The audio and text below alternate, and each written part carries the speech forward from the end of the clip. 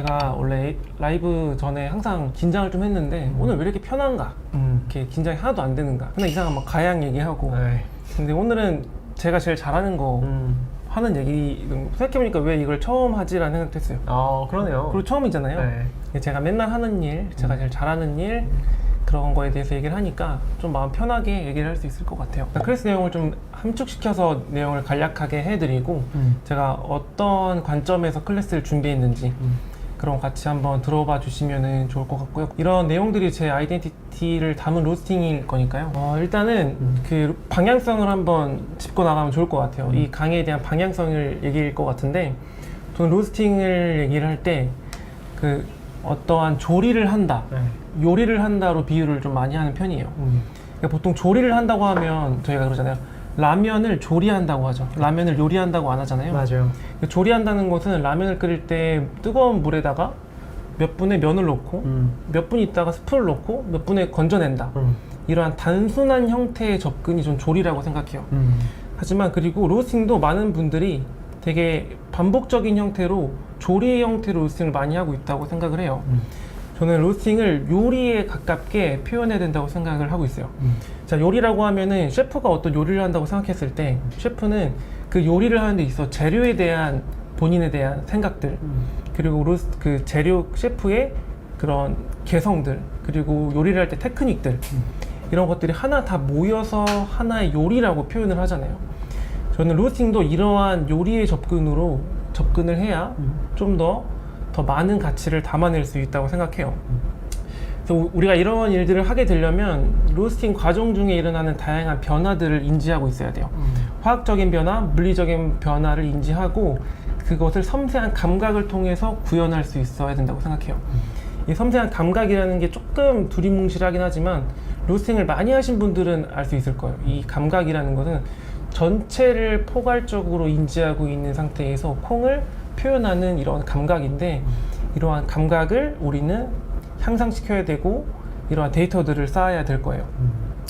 그래서 저도 이런 느낌을 보면은 로스팅을 한 일주일 정도 안 하는 날이 있잖아요. 뭐 추석이나 설날이나 이런 때 일주일 정도 안 하면 뭔가 조금 근육처럼 좀 약간 로스팅에 대한 감각이 무뎌진다고 하거든요.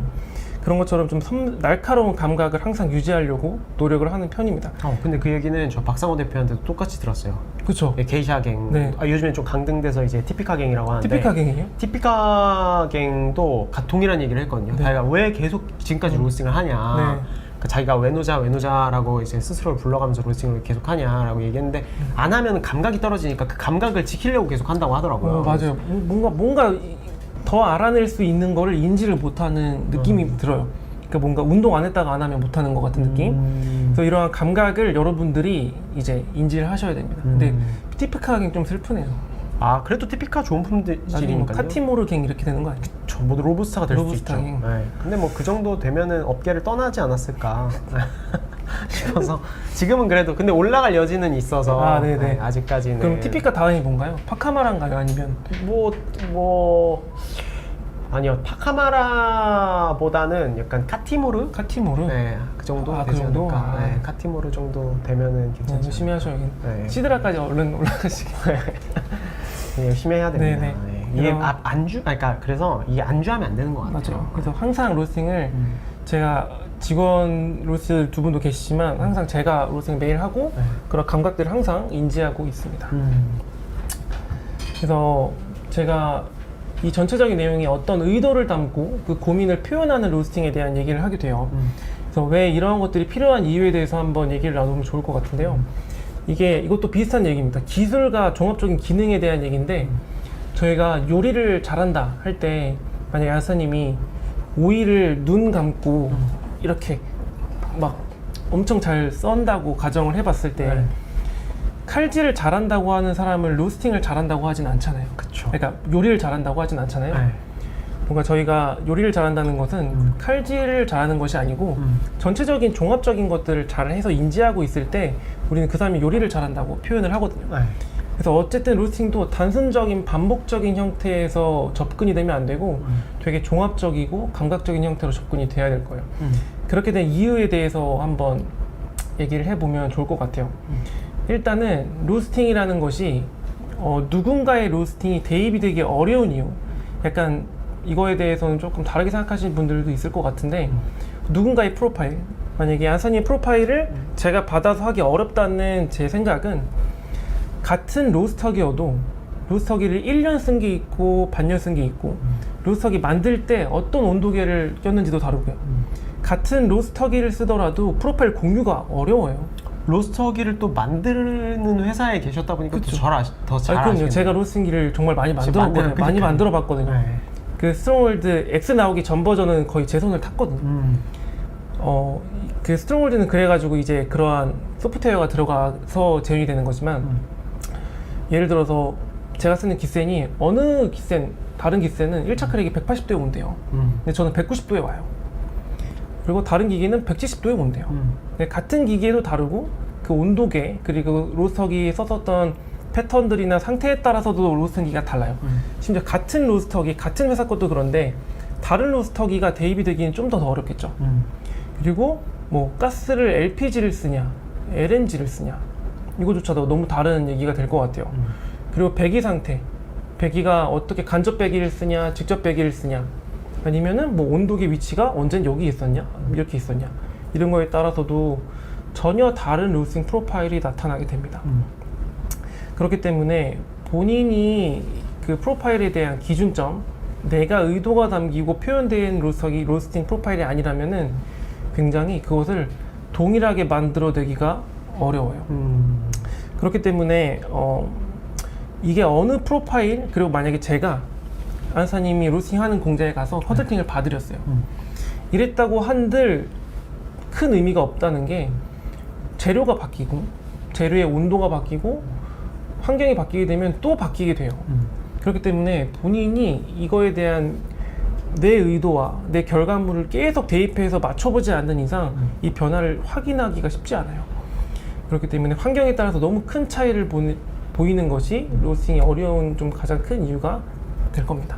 그러니까 누구 걸 이렇게 가져온다고 해서 그게 한 번은 돼도, 그런 분이 있을 거예요. 로스팅을 어디서 배워서 똑같이 했어요. 근데 이게 시간이 지나면서 안 돼요. 근데 뭐가 문제인지 모르게 되는 상태가 되는 거죠. 그러한 환경적인 차이를 로스팅은 너무 많은 변수가 있어요. 그래서 제가 빵을 만들면서 그거 되게 많이 느꼈거든요. 네. 제가 중국에서 카페 창업했을 때 네. 제빵을 했었는데, 그때 막 오븐기랑 발효기랑 막 다 사가지고 세팅해가지고 했었어요. 네. 한국에서 레시피를 배워가지고 그대로 와서 했거든요. 네. 진짜 그대로 0.1g도 안 틀리고, 근데 안 나와요, 그 빵이. 거의 비슷하지도 않게 나오잖아요. 아예 안 나와요. 그냥 네, 안 발효가 안 돼. 그냥 빵이 부풀어야 되는데 부풀지를 않아. 네. 그러니까 이게 나는 그대로 했는데, 네. 이게 그냥 레시피만 알고 한 거죠, 저는. 그래서 너무 답답해가지고 그 레시피를 알려준 분을 모셔서 와서 했어요. 되네. 또 뭐 살짝 뭔가 바꾸시죠? 바꿨죠. 그건 것 같아요. 로스팅도. 그러니까 그 레시피를 돈 주고 샀는데 근데 안 되는 거예요. 맞아요. 그 사람이 오면 또 돼. 근데 사람이 또 매번 상주할 수 없죠. 그러니까 그 레시피를 짠 이유가 있을 거잖아요. 네. 그 레시피를 짰을 때 뭐 효모를 얼마를 넣고 이런 게 있겠죠. 로스팅도 말해서 투입 온도가 난 200도에 투입할 거야 라는 이유들이 있을 거예요. 그 이유를 그냥 갖고 오는 건 의미가 없다는 거예요. 네. 어차피 바뀌어요. 어차피 똑같은 걸 해도 매일마다 바뀌는 게 로스팅인데, 몇 도를 설정했는데 의도를 알고 그것을 본인이 인지하지 않고 갖고 오는 로스팅 프로파일이나 이런 것들은 뭐 한 번 잘 될 수 있어요. 근데 어쨌든 로스팅이라는 것은 한 번 잘 되는 거는 그냥 뽑히죠. 이게 계속 잘 되는 것을 이제 비즈니스로 간다고 할 수 있을 텐데 그게 어렵죠. 저희도 이제 매장 오픈한다고 타르트를 배워왔어요. 타르트를 했었는데 그 맛이 안 나요. 그래서 뺐어요, 그냥. 이제 곧 뺄 것 같아요. 그러니까 그냥 배워오는 것들은 그게 크게 도움이 되지 않을 것이다. 그래서 여러분들이 큰 스텝을 보신다면 그 설정한 것들에 대한 의도들을 다 알고 있어야 성장하고 변화에 대응할 수가 있게 되겠죠. 맞아요. 그게 로스팅의 어려운 가장 첫 번째 이유일 것 같아요. 이게 뭐 똑같은 것 같아요. 드림 레시피도 마찬가지인 것 같아요. 저희 브루잉 레시피 영상을 보시고 막 왜 이렇게 기냐, 이거 그냥 몇 줄이면 끝나는데 예를 들어 뭐 뜸 몇 그램, 사용량 몇 그램, 아웃 몇 그램 이렇게 하면 끝나는데 왜 이렇게 기냐? 긴 이유는 결국에는 저희가 전달하고자 하는 거는 그 레시피의 숫자 자체보다는 이 사람이 어떤 생각으로 이 레시피를 구현했는지 맞아요. 그리고 왜 이렇게 구현했는지를 이해해야 이거를 제대로 적용을 할 수 있잖아요. 내 상황에 따라서 바꿔도 내가 알고 바꾸는 거니까. 근데 결국엔 그걸 모르면 또 달라지더라고요. 그게 맞아요, 진짜 맞아요. 알아야 되는 건데. 제가 공장 컨설팅을 가끔 이제 소개받아서 가면 8년 동안 납품을 하셨는데 투입 온도가 바뀐 적이 없대요. 8년에 그 4계절. 네네. 그러니까 그렇게 돼요. 그냥 하던 대로만 하게 되면 왜 바꿔야 되는지, 왜 맛이 바뀌었는지를 인지를 못하게 되는 현상이 생기게 됩니다. 그래서 브루잉 같은 경우는 그래서 분쇄도 가이드 이런 거 하시는 거잖아요. 맞아요. 그렇기 때문에 이거의 행동에 꼭 인지가 필요하다. 하지만 로스팅을 어려워하시는 분들 보면 그냥 반복적으로 하시기만 한다. 라면 끓이듯이. 맞아요. 그리고 두 번째는 반복적인 형태는 성장이 좀 어려워요. 하던 대로 하시는 분, 이 강의를 들으셔야 되는 분들 중에 제가 첫 번째로 꼽는 분이 어떤 분이냐면 네. 내가 로스팅을 5년, 4년 했어요. 근데 내 로스팅은 항상 똑같다. 그러니까 나아지지는 않는다. 그냥 먹기 좋은 정도만 있고 성장은 안 되고 똑같은 스텝에 머물러 계신다. 요런 분들한테 좀 들으시라고 많이 해요. 왜냐면 이 강의가 어떤 거냐면 약간 메타인지적인 부분인데 자기 객관화가 되게 하는 강의가 될 거예요. 저희가 이쁜 원을 그릴 때는 콤파스가 중심점을 잘 찍어야 원을 잘 그릴 수 있잖아요. 네. 보통 이러한 형태들은 중심점이 없어요. 내가 어느 부분에 어떤 커피를 만들고 싶은지 이런 부분들이 중심점이 안 잡혀 있다 보니까 계속 원이 삐뚤삐뚤하게 도는 거예요. 그렇기 때문에 내가 5년을 했든 10년을 했든 그냥 행위만 있을 뿐이지 성장이 없어요. 제가 로스팅을 해봐야 뭐 어릴 때부터 했지만 실제로 뭐 해봐야 뭐 5년, 6년 이렇게밖에 안 되겠죠. 그래도 저는 제 로스팅에 관해서는 저는 항상 맛이 없으면 버릴 수 있을 정도의 그런 객관화가 잘 돼 있다고 저는 생각해요. 그러한 것들이 필요합니다. 그렇지 않으면 항상 제자리 걸음을 하시게 되게 될 겁니다. 그래서 오랫동안 로스팅을 하셨지만 좀 성장이 안 된다라는 느낌이 드신 분들은 좀 쉽더라도 한번 읽어보시면 강의를 들으시면은 좀 뭔가 좀 넓은 시야가 보이시지 않을까 이런 생각을 하고 있습니다. 그리고 세 번째는 차별성인데 제가 처음에 로스팅을 이제 그 효창공원에서 블렛으로 이제 카페 운영하면서 시작했을 때 한 가지만 생각했어요. 그게 뭐냐면 그리고 항상 내가 어떤 콩을 로스팅하면 그 콩을 볶는 로스터리 콩을 샀어요. 그래서 하고 원했던 건 뭐였냐면 더 맛있는 거는 중요하진 않았어요. 적어도 내가 여기서 4개 로스터리면 내 콩은 내가 무조건 찾을 수 있다. 그러니까 누가 먹어도 내 스타일은 찾을 수 있는 스타일을 갖고 싶어 했어요. 왜냐하면은 로스팅 한 4년 전 생각하시면 지금 로스터리들 로스팅을 다 너무 잘한다고 느껴지지 않나요? 그렇죠. 많이 성장했어요. 네. 많이 제가 너무 가소롭게 느낄 수 있지만 많이 다들 이제 성향 표준화가 됐죠. 정보가 많이 풀렸으니까요. 그렇기 때문에 로스팅을 잘하는 것들은 이제 많이 나아지고 더 상정할 텐데 저는 여기서 제 스타일을 입히는 것이 되게 중요하다고 생각했어요. 왜냐하면 적절한 수준의 로스팅을 얘기를 할 때 그런 스트라이크 존을 얘기하거든요. 이 안에 범위에 들어오면 좋은 로스팅이에요. 근데 여기에서 나만이 던질 수 있는 공이 있지 않다면 다 여기 안에 들어오기 시작하면 차별화가 될 수 없다고 생각해요. 차별화가 없으면 다음에 해야 될 거는 뭐냐면 가격 경쟁이에요. 생두 가격은 공유가 돼 있고 이거를 판매하는 데 있어서 정확한 팬덤을 갖지 못한다면 좀 더 저렴하게 내놔야 될 수밖에 없어요. 브랜딩도 잘 하니까요. 그런 것들 때문에 이 콩을 선택하는 취향을 선택하는 그런 고객층들을 확보하고 싶었고 그런 생각을 항상 하고 로스팅을 조금씩 스텝을 밟아 나갔던 것 같아요. 그런 생각을 했기 때문에 저는 이제 이러한 강의를 준비를 할 수 있었던 것 같아요.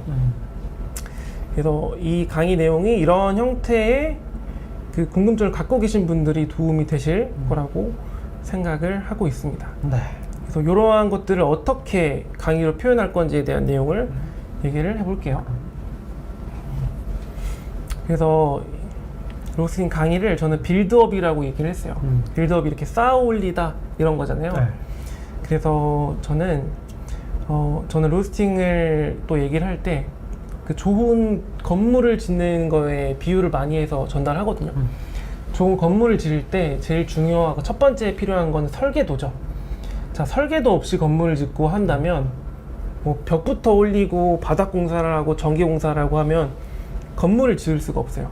그 짓더라도 되게 혼종 같은 건물이 지어지겠죠. 이게 무슨 건물이지 하고 튼튼하지도 않을 거고 이쁜 건물도 안 나올 거예요. 그렇기 때문에 로스팅을 할 때도 마찬가지고 설계가 잘 돼 있어야 한다고 생각해요. 그래서 설계 파트가 발상 파트예요.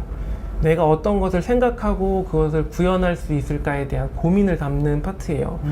그래서 발상을 어떻게 하고 그 발상을 전환한 것들을 어떻게 프로파일로 대입할 수 있을까. 그리고 이 발상 부분에 해당하는 부분이 이제 저희가 아까 셰프의 관점에서 얘기했을 때 재료에 대한 생각을 얘기를 했잖아요.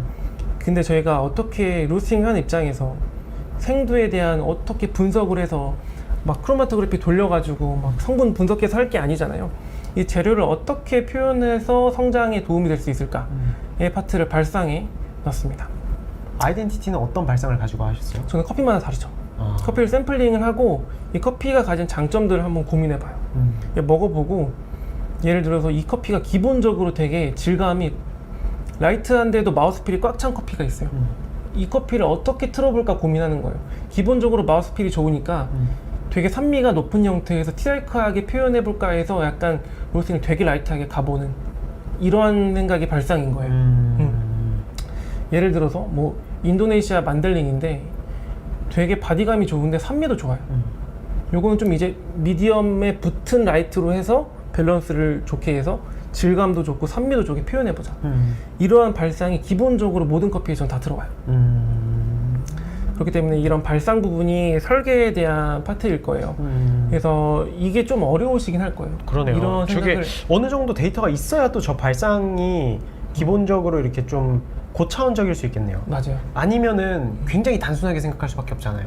그래서 이 발상 파트에 그냥 제가 하는 이러한 표현들은 보통 개인적인 것이기도 하지만 제 경험에서는 저는 로스팅을 발상을 할 때는 그런 네모난 형태를 만들고 그 네모난 형태가 로스팅에 대한 그런 형태인데 맛의 흐름을 두고 뒤에 면은 투명도로 정해요. 그러니까 되게 라이트한 커피를 표현할 때는 이 투명도, 지금 띄어져 있는 이 흰 색깔 바탕이라고 예를 든다면 이 바탕이 되게 파스텔 톤의 뭐 주황이라던가 약간 노랑이라던가 이렇게 떠오르게 해요. 만약에 좀 중배전이면 이 색깔이 좀 짙어지겠죠. 주황, 갈색.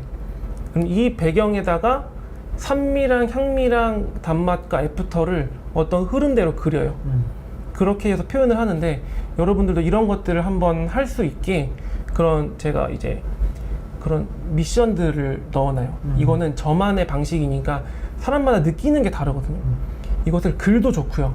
아니면 어떠한 색깔로 여러 가지 색깔로 표현. 이렇게 뭐 난 주황, 빨강 이렇게 할 거야. 아니면 이렇게 표처럼 저처럼 그려봐도 좋고 이런 것들을 하는 생각을 아이스 브레이킹을 발상 파트에서 하게 돼요. 그래서 이런 걸 하고 안 하고는 큰 차이를 만듭니다. 네. 그래서 그러네요. 그게 어려운 거를 저도 정확하게 알고 있기 때문에 그런 미션을 드리고 여러분들이 한번 그냥 적어보는 것만으로도 그래서 그 파트가 에티오피아 워시드를 생각했을 때 어떻게 추출하고 싶은가예요. 그럼 추출을 한다 그러면 대충 떠오르시죠? 그렇죠. 그런 것처럼 로스팅도 똑같이 하시면 돼요. 에티오피아 워시드를 로스팅했을 때 어떠한 걸 표현하고 싶은가? 뭐 산미가 둥글었으면 좋겠나? 뾰족했으면 좋겠나? 단맛이 좋았으면 좋겠나? 아니면 단맛이 좀 떨어져서 좀 볼륨감을 주고 싶은가? 이런 것들에 대한 내용을 한번 얘기를 하게 될 건데 제 스타일을 표현하지만 여러분들의 스타일을 표현할 수 있게 가이드를 드릴 겁니다. 그래서 그게 이제 1단계죠. 네, 1단계 발상 파트고 그 다음은 형식은 이제 빌드업에서는 발상이 이제 그런 설계라면 형식은 스트럭처예요. 뼈대. 내가 어떤 뼈대를 둘 건가. 그럼 이런 생각 하시는 분 있을 거예요. 그러니까 그러면 너가 하고 싶은 대로 하면 그게 로스팅이야. 그럴 수 있어요. 그렇게 얘기할 수 있는데 로스팅이라는 것은 기본적인 형식이 있어요. 이 로스팅을 차가운 데부터 시작해서 뜨겁게 한다. 이게 정답이다. 아니죠. 기본적인 형식에 대한 틀은 갖춰야 돼요. 그래서 이게 스트럭처라고 해서 뼈대 세우기라고 해서 기본적인 뼈대를 다 세워드릴 거예요. 어떠한 형태의 로스팅이 기본적으로 진행되고 어떠한 화학적인 변화를 통해서 향미가 이렇게 변화되는 것. 제가 초반에 그러한 다양한 변화를 인지하고 감각으로 표현해야 된다고 얘기했잖아요. 네. 그러한 변화들에 대한 내용을 얘기를 할 거예요. 뭐 시간이 될 수 있고요. 포인트 이런 얘기를 기본적인 형식을 잡아드릴 거기 때문에 발상이 너무 어렵게 생각하지 않으셔도 됩니다. 내가 막 난 하고 싶은 대로 해가 형식은 아니겠죠. 그래서 기본 발상 위에 형식을 쌓게 될 겁니다. 조금 다른 점은 어떻게 보면은 로스팅을 배우시는 분들은 저 형식부터 시작하는 경우도 있잖아요. 네, 맞아요. 기본적인 로스팅 원리, 네. 어떻게 기계가 동작하냐, 네. 메커니즘, 그리고 어떤 식으로 로스팅 생두의 열을 전달하느냐, 어느 때 투입하고 언제 배출해야 되느냐, 댐퍼는 어떻게 조절해야 되느냐, 이게 이제 기본적인 로스팅의 원리, 형식이라고 한다면 지금은 그것부터 들어가는 게 아니라 발상부터 네, 맞아요. 들어가서 저는 이게 제일 중요하다고 네. 생각을 해요. 그 형식조차도 형식조차도 본인이 선택해야 되는 거예요. 그러니까 로스팅 시간은 10분 할 건지 6분 할 건지 자체가 형식에 들어갈 텐데 10분 하는 로스팅, 6분 하는 로스팅이 향미가 다를 거예요. 똑같은 포인트라도. 네. 이걸 선택하는 것 자체가 발상부터 시작해야 선택할 수 있게 되는 거죠. 그렇기 때문에 저는 꼭 발상을 먼저 하셔야 좋은 형식이 나올 수 있다. 그러네요. 튼튼한 뼈대를 태울 수 있다. 그래서 이 발상 파트를 넣게 됐고요. 작품은 이제 말 그대로 개성이기도 하고 내가 하는 로스팅의 테크닉들을 얘기를 하게 될 텐데 이러한 것들은 좀 초보에 대한 해당되는 내용을 많이 담았어요. 이 강의 자체가 조금 좀 오랫동안 해왔지만 길 잃고 있는 로스터들 아니면 로스팅을 처음 하시는 분들 아니면 바리스타인데 로스팅에 관심 있는 분들이기 때문에 복잡한 테크닉을 넣기보다는 기본적으로 항상 사용되는 테크닉들을 넣었어요. 그렇기 때문에 이런 것들만 있으면 적절히 로스팅 디펙트라고 하죠. 안 익거나 타지 않은 커피를 만들 수 있는 테크닉들을 작품에 많이 넣어놨습니다. 이렇게 단계별로 로스팅이 그냥 섹션이 진행이 하게 될 겁니다. 네.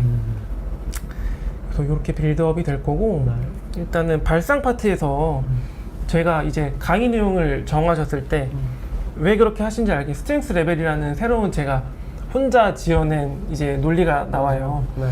그래서 발상 파트에 이 부분이 들어가게 되는데 저는 로스팅을 할 때 그 생두가 가지고 있는 기본적으로 제가 말한 스트라이크 존이 있다고 생각해요. 네. 이 존을 벗어나는 로스터의 개성이 들어가는 거는 그렇게 좋은 로스터이라고 생각하지는 않아요. 그 안에 들어가야 개성이라고 인정을 하고 네네. 그러니까 그 스트라이크 존 밖에 들어가면은 개성이라기보다는 그쵸. 디펙트라고 인정을 하는 그쵸. 건가요? 그러니까 저 존을 좀 넓게 보긴 하는데 네. 그러니까 예를 들어서 무산소 발효 커피가 있어요. 무산소 발효 커피는 로스팅이 되게 무산소 발효 중에서 되게 생두 자체가 연질이 되고 연하기 때문에 전체적으로 어떻게 로스팅에 대한 느낌이 있어요. 근데 무산소 발효인데 갑자기 막 이제 1차 크랙 때 되게 많은 발열이 일어나면서 로스팅이 갑자기 콩이 빵 터지는 구간이 있어요. 이 구간조차 무시하고 열을 더 넣었다.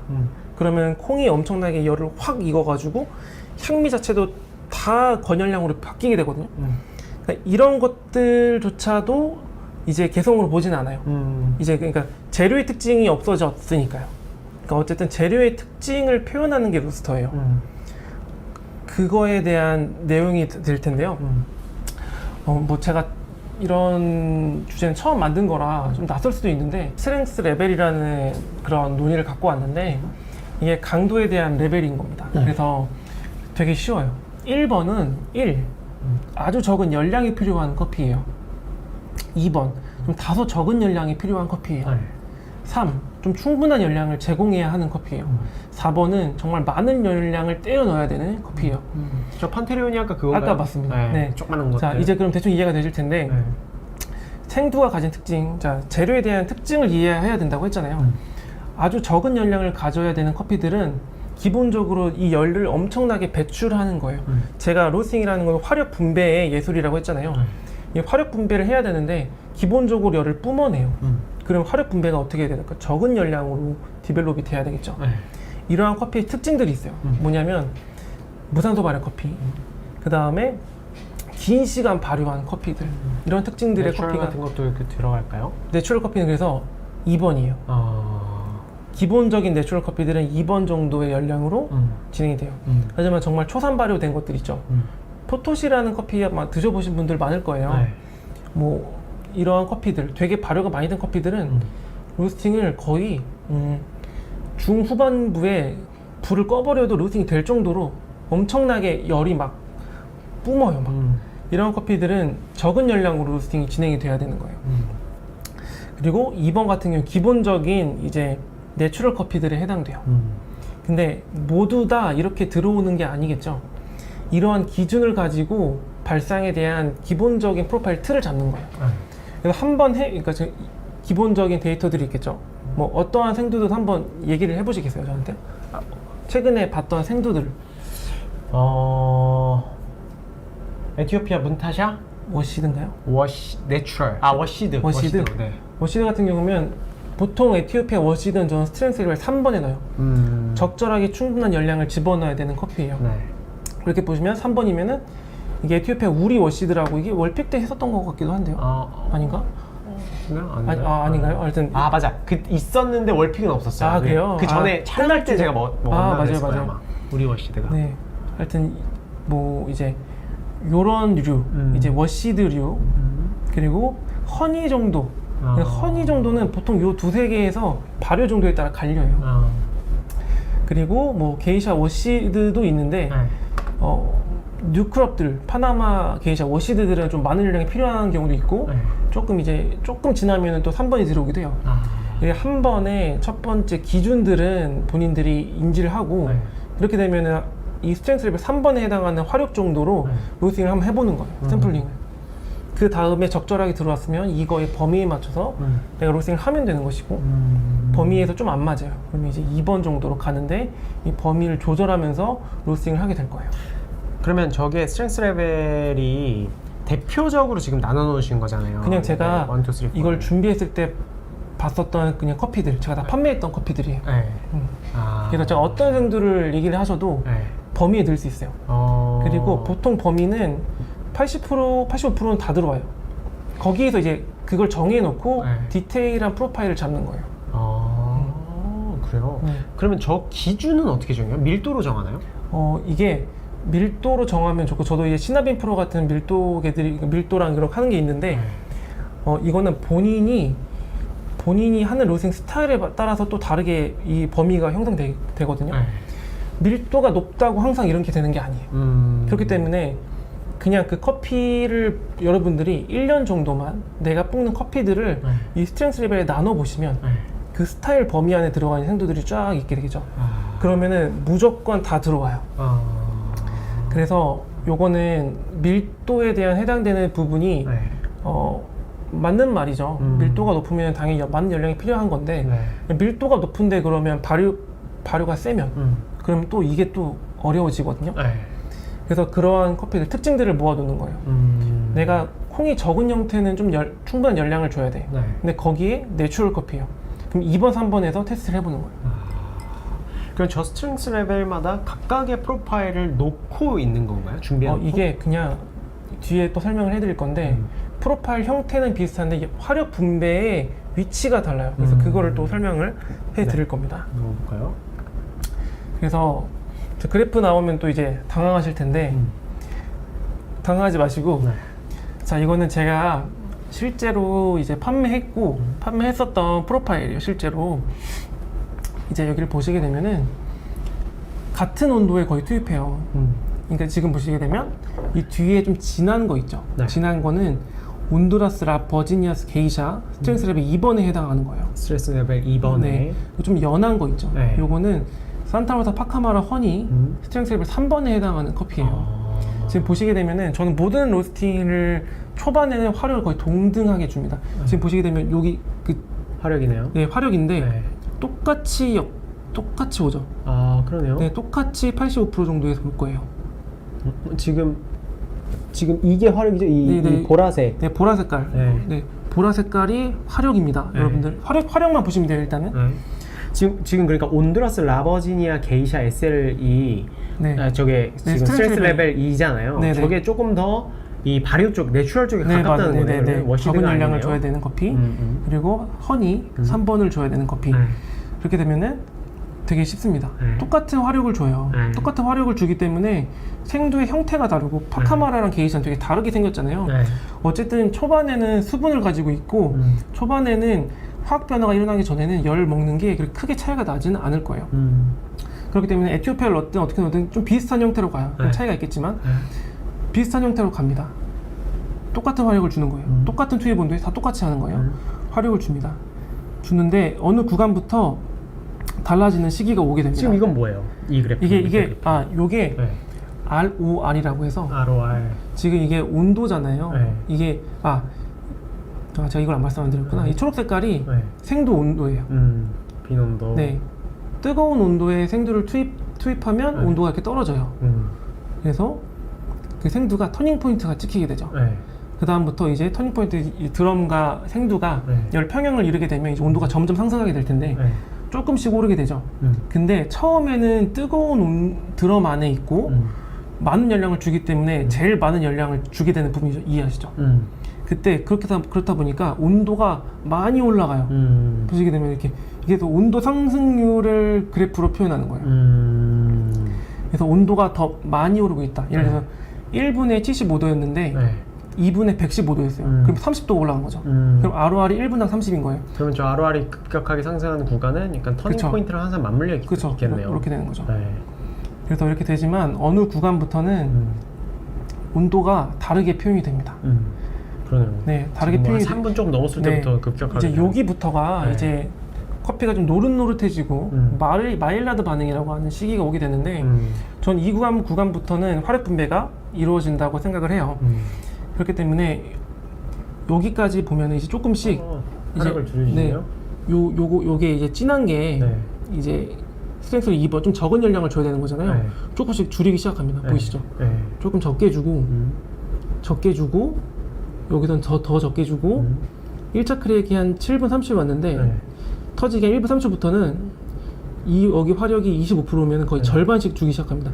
이게 따지고 보면은 거의 절반으로 화력을 줄이게 되는 거예요. 저 폭은 낮지만. 네, 폭은 낮지만 그 전의 화력보다 절반씩 계속 네. 깎아 내려가는 거예요. 여기 6분의 화력을 제가 줬던 게 25%였다면 여기는 뭐 10%, 15% 이렇게 되는 거죠. 어쨌든 전체적인 화력은 이 구간에서는 절반으로 줄게 된 거예요. 더 줄었죠. 네. 더 줄고 더 줄고 더 줄고 더 줄게 됐죠. 네. 프로파일이라고 하는 형태는 비슷하게 와요. 네. 근데 이 어느 구간부터의 화력 분배만 달라지게 되는 거죠. 지금 저 더 연한 그래프가 저 스트렝스 레벨 3 그래프죠. 네.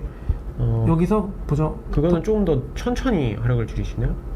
그죠. 네. 천천히 화력을 줄이게 되죠. 이건 이제 좀 이제 ROR 보면서 하게 되는 건데 여기서 포인트가 뭐냐면 이 구간을 많은 화력 변화 차이가 있잖아요.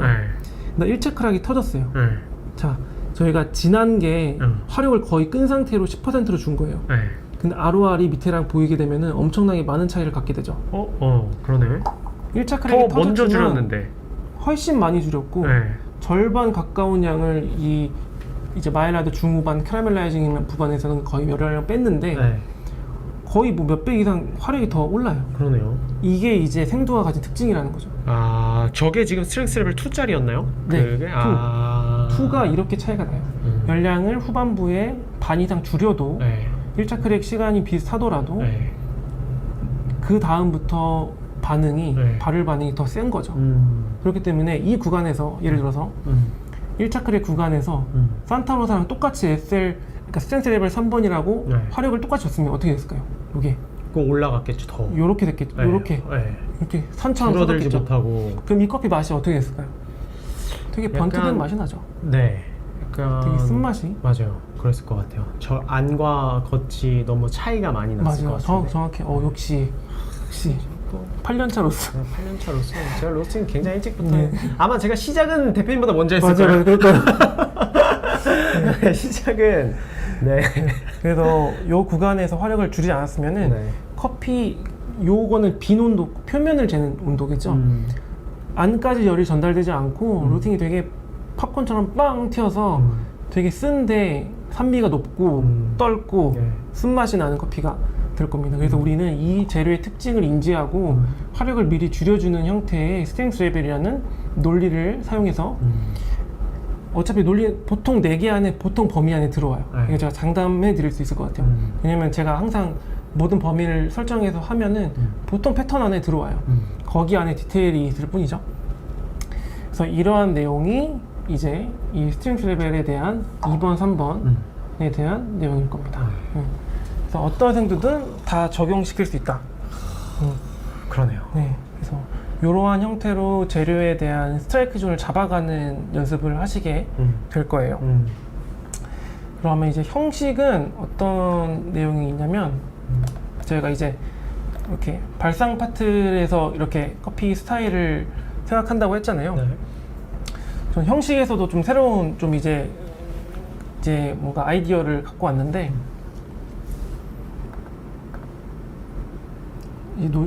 그만 끝납니다, 여러분들. 괜찮습니다. 네. 형식 이제 2-3강 내용이 좀 발췌인데 자, 우리가 로스팅을 얘기를 할 때 자, 많은 분들이 로스팅 할 때 터닝 포인트 몇 도, 1차 크랙 몇 도, 그래서 이 구간에 몇 분 안에 들어와서 디벨롭 몇 분에서 배출할 거야 라고 항상 얘기를 많이 해요. 저도 그랬고. 근데 전 항상 생각이 들었던 게 이 구간이 중요한 게 아니고 우리 이 구간에서 로스팅을 맛있게 하는 화력 분배를 하는 기술이 필요한 거잖아요. 네. 이 중간 지점이 없는 거예요. 터닝 포인트와 1차 크랙의 중간 지점. 네, 이 중간 지점을 잡아주면 좋을 것 같은데 네. 예를 들어서 한 150도 정도로 얘기를 하면 좋을 것 같아요. 네. 뭐 책들 보면 어느 책은 150도가 마일라드라고 하고 어느 책은 140도라고 하고 근데 이게 중요한 게 아니고 우리는 화력 조절하는 데 있어서 어느 시점부터 열량을 줄일 거에 대한 얘기를 하게 될 텐데 이거에 대한 기준이 너무 없어요. 이 로스터기로는 제가 말하는 그 중간 지점이 130도예요. 근데 기센 W30으로는 160도예요. W6로는 155도예요. 이게 다 달라요. 다르네요. 그렇기 때문에 이 중간 지점을 좀 찾으려고 노력을 했어요. 네. 그래서 제가 이번에 그 강의 중에 교보제가 있는 건 제가 처음 아닌가요? 맞아, 처음이에요. 네, 그래서 교보제를 만들었어요. 그래서 요거예요, 이렇게. 이거를 다 저희가 보내드립니다. 샘플을. 네. 진짜 모든 수강생분들한테 다 보내드립니다. 네, 요게 제가 열풍식 이제 전도 형태를 봤을 때 이 정도 이게 한 마일라드 스팟이라고 이름을 붙였어요. 그러니까 마일라드 스팟이 그러니까 마일라드 시작이 아니고요. 마일라드 시작은 더 일찍 일어나요. 이 마일라드부터 시작이 일어나고 어느 스팟부터는 이 열량 분배를 해줘야 커피가 맛있어지게 되는 구간이 있어요.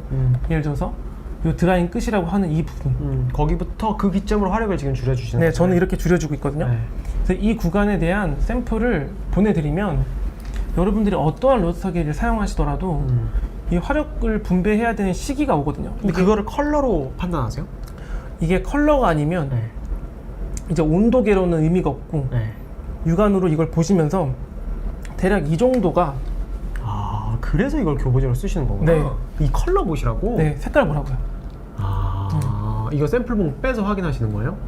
이건 저는 그냥 이 상태로 로스팅 할 거고 여러분들은 이 구간부터 어느 구간부터 이 강의 내용이 어느 구간부터 화력을 좀 이제 줄여줘야 된다는 얘기를 하게 돼요. 네. 그러면은 여러분들이 샘플봉을 보시면서 이 색깔을 찾아내야 되는 거예요? 맞아요. 이거는 근데 커피별로 다 똑같아요?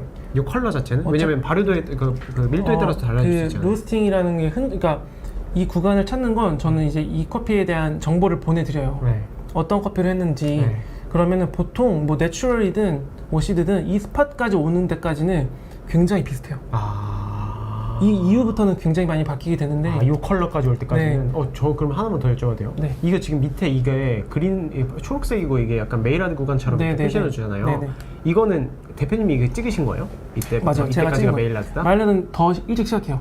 더 일찍 시작하는데 이 드라잉이 이 지금 스팟에서 딱 이거를 잡아놓은 끄는 거죠? 네.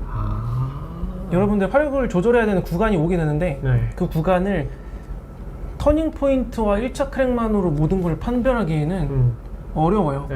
그렇기 때문에 그러니까 이 색깔이 완벽하게 일치하지 않아도 돼요. 이 근처만 오게 되면 이 정도 때부터는 화력을 조절해서 1차 크랙까지 시간을 잡아봐야겠다.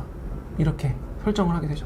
그래서 이거를 네네네. 교보제를 뭐 색깔을 보내드려도 좀 어렵고 그냥 실제 실물을 보고 여러분들이 이 정도부터는 화력을 조절하는 마일라드 스팟이라고 네. 설정을 하게 됩니다. 네. 요거는 다 보내드립니다, 네. 여러분. 수강 신청하신 분들한테. 저희가 또 따로 이렇게 주소 적는 란을 또 다 준비해놨습니다. 네. 그래서 이러한 것들을 뭐 예를 들어서 요 로스터기로 한다면 뭐 이러한 색깔 파트가 오는 부분부터 화력을 조금씩 조절한다거나 로스터기에 맞춰서 할 수가 있는 거죠. 뭐 이지스터 똑같은 스팟을 확인하고 이 구간부터 화력을 어떻게 조금씩 뺄 것인지 그거는 재료의 특징에 맞춰서. 야, 그러면 저 컬러가 기점이 되면은 내가 쓰는 하드웨어가 변해도 어느 정도는 내가 이거 기준으로 잡고 네네. 갈 수 있겠네요. 제가 로스팅을 많이 받으러 갔을 때 이 정도 색깔 샘플을 가지고 그 기계마다 이렇게 이 색깔을 도달하게 되는 시간이 달라요. 예를 들어서 어떤 로스터기는 이 시간까지 오는 게 엄청 길어요. 예를 들어서 저는 30kg 로스팅을 할 때 이 스팟이 지금 보면은 이 W6 같은 싱글을 뽑을 때는 4분의 5잖아요 지금. 근데 30kg짜리는 6분에서 7분의 5게 해요. 이러한 구간을 오게 하고 배출 시간까지의 이 범위를 정하죠. 그렇게 되면은 로스팅을 잡아드리기 너무 쉬워요. 그렇기 때문에 로스팅의 특징에 맞춰서 이러한 색깔 샘플을 보시면서 한번 파악을 해보실 수가 있을 겁니다. 이건 진짜 도움 많이 되시겠네요. 네네. 이것도 같이 보내드릴 거고 그래서 이제 요건 이 정도가 형식에 대한 얘기일 겁니다. 그래서 이 시간대별로 한번 확인을 해보시고 여러분들이 로스팅을 하고 있는데 그냥 하시는 거에서 그냥 한번 빼보세요. 그래서 스팟이 언제 정도 오냐. 근데 저 같은 경우는 이제 블렌딩 같은 경우는 좀 7분에서 6분 사이, 싱글 같은 경우는 4분 정도 오게 하는데 이러한 것들을 또 그냥 드리면 그냥 너 스타일이고 나 너 커피 안 먹어봤으면 몰라 이렇게 생각하실 수 있잖아요. 그래서 일단 교보제에 저희 싱글을 같이 보냅니다. 네. 싱글. 네, 같이 보냈는데 그냥 이건 그냥 제가 갖고 온 건 이렇게 포장해서 안 보내드립니다. 그냥 판매하는 걸 똑같이 이렇게 보내드리면 원래대로 보내드려요. 제가 보내드리면 제가 생각한 로스팅 프로파일을 구현했을 때 어떠한 지점을 신경을 썼는지에 대한 부분들을 같이 먹어보면서 얘기를 나누게 되고. 이거 그냥 판매하는 그 똑같이 보내드린다는 거죠? 네네, 똑같이 보내드려요. 이 커피를 드시면서 이 커피를 세팅한 제 의도들이랑 세팅을 보게 해드릴 겁니다. 이렇게 이렇게 온도랑 이렇게 가이드까지. 그리고 이 커피를 드신 프로파일을 여기 적어놨어요. 이게 그 첼베사 프로파일이에요. 좀 보시게 되면 여기 써있죠. 스트렝스 레벨 3번 프로파일. 그러네요. 첼베사가 에티오피아 또 워시드잖아요. 근데 3번 프로파일에서 디테일을 어떻게 설정했는가에 대한 얘기가 될 겁니다. 그래서 이런 걸 보시면서 뭐 먹어봐야 공감이 되니까요. 그래서 같이 드셔보시면서 이러한 제가 표현하고 싶은 것들에 공감을 해주시거나 이게 여러분들이 표현하고 싶은 게 있다면 또 그에 맞춰서 표현을 하게 되는 거고 그 이유들을 적어놨습니다. 이거는 진짜 도움 많이 되실 것 같아서 여러분 그 수강 신청하실 때 주소 적는 란이 있을 거거든요. 그때 꼭 빼먹지 마시고 주소 적으셔가지고 한 번도 빠짐없이 비용 추가로 드는 거 아니니까 한 번도 빠짐없이 다 받아보셨으면 좋겠습니다. 저희가 매주 월요일날 그죠? 배송이 되고 있거든요. 일주일에 주 1회 배송을 하고 있습니다. 수강생분들한테. 테크닉 부분은 강의를 실제로 보셨으면 좋겠어서 여기는 안 담았고 큰 틀에서는 이제 이렇게 형태로 강의가 진행이 될 겁니다. 5년, 10년 로스팅을 했는데 왜 나아지는 것 같지는 않지? 그냥 생두가 안 좋아졌나? 이런 분들은 한번 본인을 점검하고 객관화 시킬 수 있는 시작이 될 수도 있을 것 같아요. 네, 안녕하세요. 저는 아이덴티티 커피랩을 운영하는 윤원균이라고 합니다. 저는 로스팅 기계를 만드는 한국 회사에 입사를 해서 거기서 엔지니어로 근무를 하다가 2018년도에 작은 카페에서 가정용 로스터기로 로스터리 카페를 운영하게 됐고요. 2020년도부터는 본격적으로 납품 사업을 시작하게 됐습니다. 제가 대단한 사람도 아니었고 단지 커피를 많이 좋아하고 로스팅을 하는 사람으로서 커피에 담고 있는 메시지만으로도 성장을 좀 빠르게 할 수도 있다. 이런 조금 자신감 또한 여러분들에게 드릴 수 있을 것 같고요. 로스팅이라는 거는 뭐 단순하게는 뜨거운 공간에 생두를 넣고 볶는 거지만 유명한 식당을 갔을 때 그 셰프가 한 가지 요리를 가지고 본인의 생각과 가치관과 스킬과 노하우를 담아내서 하나의 요리를 만들어내는 것처럼 저는 로스터라는 사람이 이 재료에 대한 이해와 그리고 내가 표현하고 싶은 캐릭터를 한 커피에 만들어내는 것을 로스팅이라고 생각합니다. 그렇기 때문에 되게 넓은 범위에서 로스팅은 요리에 가깝다라고 생각을 하고 있습니다. 로스터는 왜라는 질문을 하루에 수십 번 던질 수 있는 사람들이 하는 거라고 생각합니다. 제가 로스팅을 처음 했었던 한 8년 전에는 왜 계절에 따라서 똑같은 온도에 넣고 똑같이 로스팅을 했는데 전혀 맛이 다르고 같은 온도에 배출했지만 포인트가 어떤 건 라이트인데 어떤 건 미디엄까지 가는 차이를 만들어내는 것이 로스팅이거든요. 그 모든 변화는 다 이유가 있고 원인이 있었고 그거를 알게 되고 데이터화 시켰을 때는 숨 쉬듯이 변화에 대응할 수 있는 형태까지 성장을 하게 되더라고요. 저희가 의지할 수 있는 거는 온도계지만 그 온도계의 수치를 잘 정복하는 것이 중요하다 이렇게 말씀을 드리고 싶습니다. 처음에는 되게 거국적으로 딥하고 전문가를 위한 클래스가 될 뻔했지만 제가 고민을 하다가 저는 바리스타 분들도 좀 보면 좋겠다라는 생각을 항상 많이 했어요. 커피를 추출하다가도 분명히 벽이 생기는데 이 벽에 해당하는 부분을 로스팅에 대한 부분이 해결해 줄 수가 있거든요. 바리스타지만 로스팅에 대해서 궁금증을 가지신 분들도 충분히 들으실 수 있을 거고요. 그리고 로스팅을 오래 하신 분이라면은 어떠한 다양한 로스팅 스타일을 만들어낼 수 있는지 시야가 넓어질 수도 있지 않을까 이런 생각을 하고 있습니다. 그래서 초보 로스터들 아니면은 매너리즘에 빠지신 분들, 추출에 욕심 있는 바리스타 분들이 들으시면은 제일 좋을 것 같습니다. 건물을 짓는다고 고민했을 때 그냥 이제 재료들을 가지고 손에 잡히는 대로 배수를 하고 전기를 하고 벽을 세우고 이렇게 하게 되면은 완성은 되겠지만 다 완성되고 보면은 문제가 많고 엉성하다는 느낌이 받으실 수가 있을 겁니다. 비슷하게 로스팅도 처음에 설계 도면이 없으면 좋은 건물을 지어낼 수가 없어요. 그래서 첫 번째 파트는 발상 파트일 겁니다. 여러분들이 어떠한 커피를 만들고 싶으신지 구체화시키는 단계예요. 발상 위에다가 형식을 담습니다. 과학적인 로스팅 기본적인 지식, 이러한 형태를 인지를 하게 되면은 그 위에는 이제 작품이라고 하죠. 내가 만들고 싶은 캐릭터의 아이덴티티, 그걸 표현하는 테크닉을 담습니다. 그래서 발상 위에 형식 그리고 테크닉까지 이 세 가지가 모여져서 좋은 로스팅을 만든다고 생각을 합니다. 그렇기 때문에 좀 튼튼한 로스팅을 만들 수 있는 파트로 구분이 될 거고, 이러한 로스팅에 대한 기본적인 이런 스트럭처가 완성된다면 건물이 단단해지고 웅장해지는 로스팅이 될 거라고 생각을 하고 있습니다. 로스팅이라는 게 완벽한 정답은 없어요. 로스팅에 완벽한 정답이 있다면 그 업체가 전 세계 커피 시장을 다 주도하고 있겠죠. 분명히 소비자들은 취향이 있고 설득시킬 수 있는 만큼의 경쟁력을 갖는 시작을 하게 되실 겁니다. 다양한 커피들에 대한 시야가 좀 늘어날 것이고요. 내가 이렇게 볶은 커피가 어떻게 전달되는지에 대한 생각들이 조금 많아지실 거라고 생각해요. 그렇기 때문에 많은 주변의 피드백들이 필요하기도 할 테지만 이러한 과정들이 선행이 된다면 여러분들의 로스팅 개성이 빛나는 시점이 올 거라고 생각합니다.